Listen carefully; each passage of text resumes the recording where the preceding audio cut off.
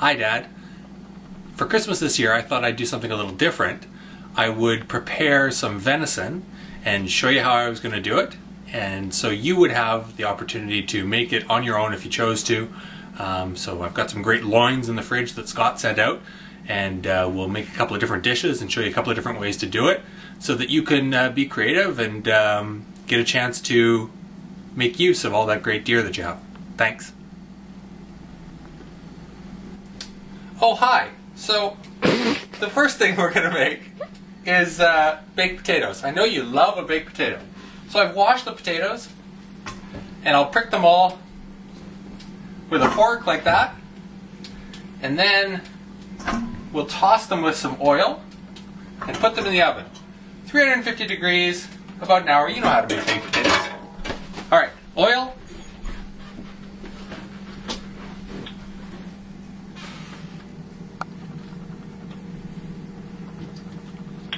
And I always just use a big bowl so you can toss them around, get them coated. You can even salt them a little if you want. This is why potatoes in a restaurant are often really good.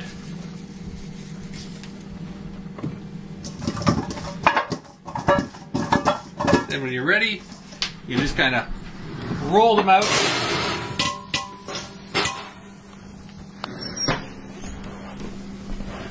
Into the oven.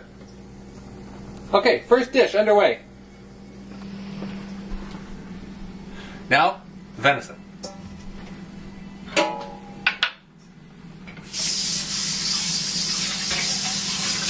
Alright, welcome to stage one of our food preparation.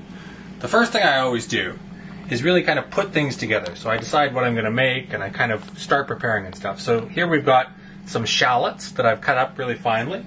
And before I cut up, this is what a shallot looks like. So it's kind of like a really mild onion. They go really well with meat. Next up, I've taken some bacon. And I got the bacon at a butcher's shop. So I got about a pound of bacon. Cut it up finely. And essentially, what we're going to do here is we're going to take the steaks that I've cut up into nice... I've cut the loin into little steaks like this.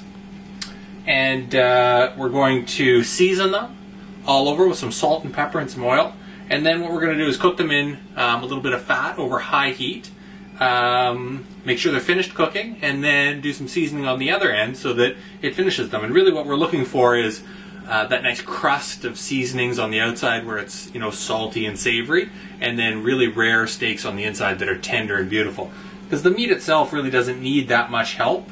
So really what we're trying to do is preserve as much as possible the moisture of the meat and the texture because it's so soft and beautiful. So next up we'll start preparing.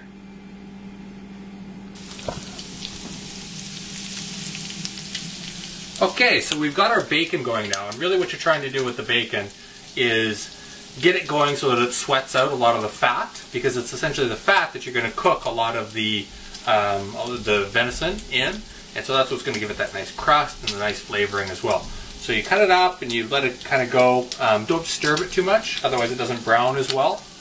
And essentially you want to keep it going until it's just starting to brown, just starting to crisp up, and most of the fat has come out of it. And you're really working at about, 5 if you're on a scale of 1 to 10 on your elements. So you just don't want it to stick to the bottom of the pan, most importantly. So next up what I'll do is I'll take the bacon that's cooked out and add it to the shallots, and I'll leave the fat in as much as possible. So I use a slotted spoon, and then I'll keep the temperature high, and I'll season the venison with salt and pepper and a little bit of oil, and then they go right into the pan and cook, and so that's what we'll see next.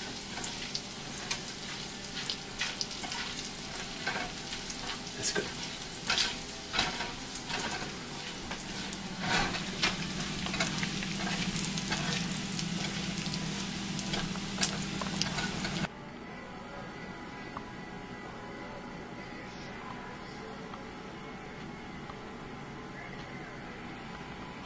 Okay, we're ready to season our steaks. We've got our oil still from the bacon hot on the stove.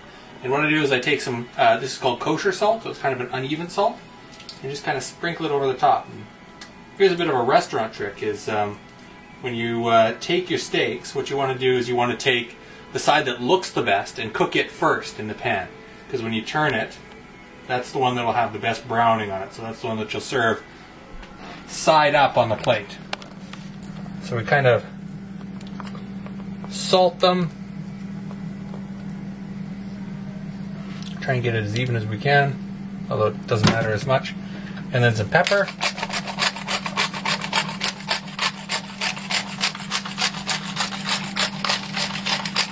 And then we're going to put them in the pan.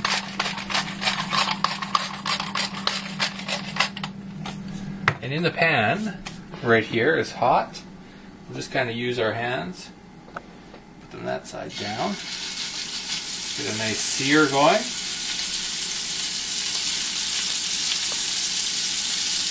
And I generally use the middle of the pan, and I try and put the thick ones sort of right in the middle because it's the hottest. And I try and not to put too many in at once, because what happens is the steaks are, so I've brought them up to room temperature, they will cool down the pan, so you won't get quite as good a sear if you do it right away. So I'll put this many in, and let them happen. And season the tops of them.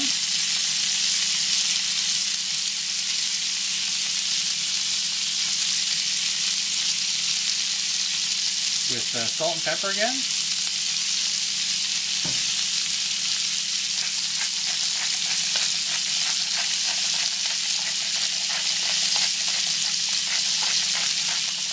And what you really want to do too is just let them happen. Just don't disturb them, because it's really the process of leaving them alone that allows that great crust to form. So you just have to kind of trust that everything's happening there. So we'll do them each about 4 minutes per side, and then we'll flip them with the tongs, and 4 minutes the second side, and that batch will be ready to come out. So we'll see you then.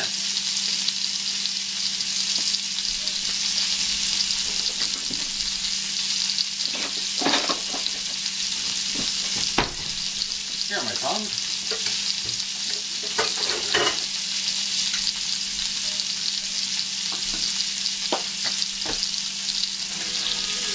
Okay, so we finished almost all the pieces of loin. These are the last 2 here. So what I'm actually going to do is, as I've been cooking them, I've been putting them onto a plate, covered with some tin foil to keep them warm. And they're pretty much done. They just need a little sort of warming to make sure that they're cooked all the way through. So I've turned off the element now. And I'm going to add all the steaks back to the pan.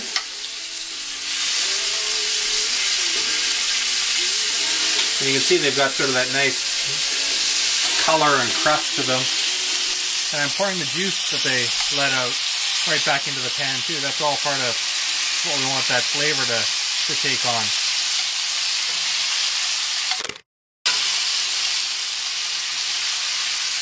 So you have to make sure to use an oven-proof pan at this stage, because we're going to put it in the oven right now.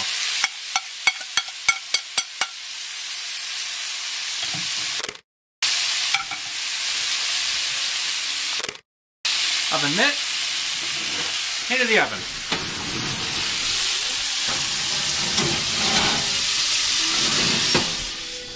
And we'll do it in there for probably about 4 or 5 minutes, just to make sure that all those steaks are cooked all the way through, and we get sort of a nice even cook throughout them. In the meantime, we did have a couple of extra little pieces off the edge that we'll make sure we're doing okay with. Yes, we're doing very well.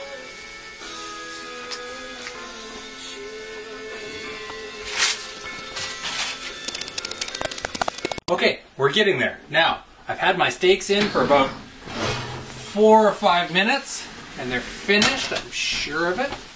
And just in case I want to prove it to myself, I can kind of poke them and make sure they're all sort of a consistent texture, which will tell me that they're done, which they are. So now I'll put them back onto my plate, cover them again with the tin foil, and you can see all this great juice this is still left in the pan. So next up, we're going to make use of that juice and make a great sort of finishing sauce, which we'll cover the steaks with. Ooh, these are beauties. So, all that good stuff that we put aside earlier, the shallots and the bacon, we'll now take and dump right back into the pan. And this is the part I always have to remember not to touch the handle because it's hot. But we'll kind of put that back in here. Turn our element back on. Get that hot again. And essentially all that nice crust that's left over from cooking the steaks in here will get picked up into the juice and become part of the flavor of what we're going to pour over top. So we saute these for a couple minutes, and I'll be back in a second and show you how to make the juice.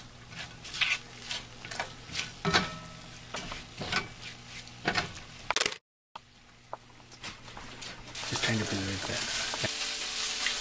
there. Okay, so we've been cooking our shallots and bacon in the pan that we use to cook our venison loin. And we're just getting down to where there's only a little moisture left, and we're really starting to get to where the shallots are starting to get caramelized, nice and caramelized, and the bacon is starting to brown up really nicely. And now is where you really make your sauce. And you've kind of got two options for your sauce, depending on what you've got available. I always like to use wine, and for beef or venison, red wine is the best.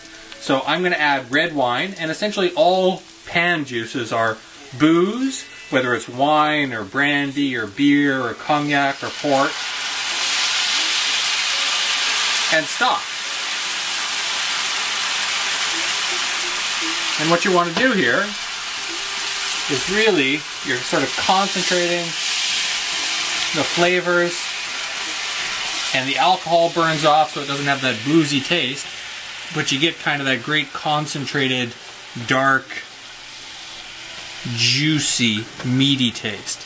And the other thing that you do too is you're able to scrape up all the bits that might have gotten stuck to the pan with the alcohol and with the wine. So you can see that there's some moisture there, and it's just all mixing together, and you kind of shake it a little to make sure it's evenly distributed. And we'll let this cook down a little so that the juices really kind of condense, and then we'll pour it over the steaks. So that's our last step.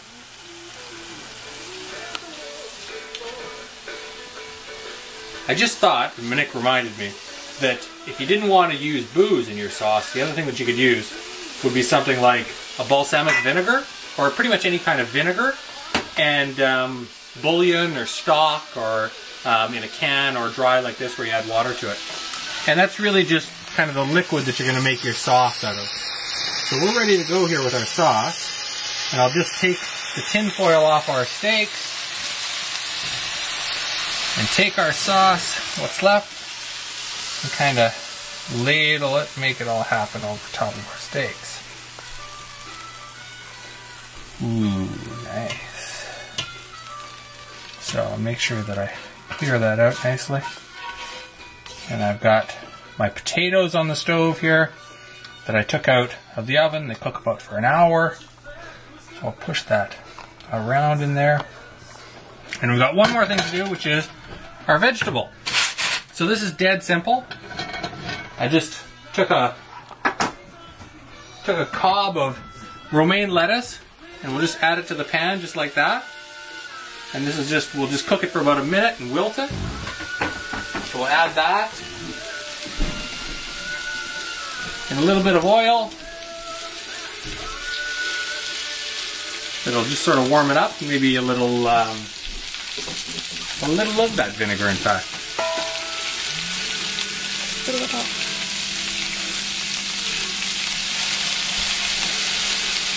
So this is making it almost like a warm salad.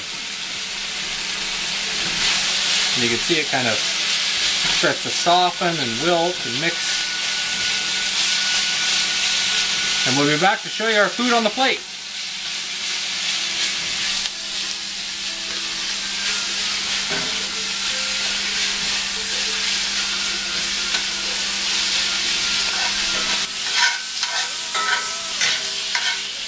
Okay, so my greens are wilted down a little here, not too much, just a little to soften them. And I've got a plate, and I've got my potatoes, and I've got my steaks. And this is the end product. We've got some beautiful loin steaks, some nice wilted greens, and a beautiful baked potato. Simple as can be, you know, 3 or 4 utensils, 1 pan, and we're done. So, Merry Christmas. Hope everybody's well there, and we miss you. Thanks. Hi, Jimmy.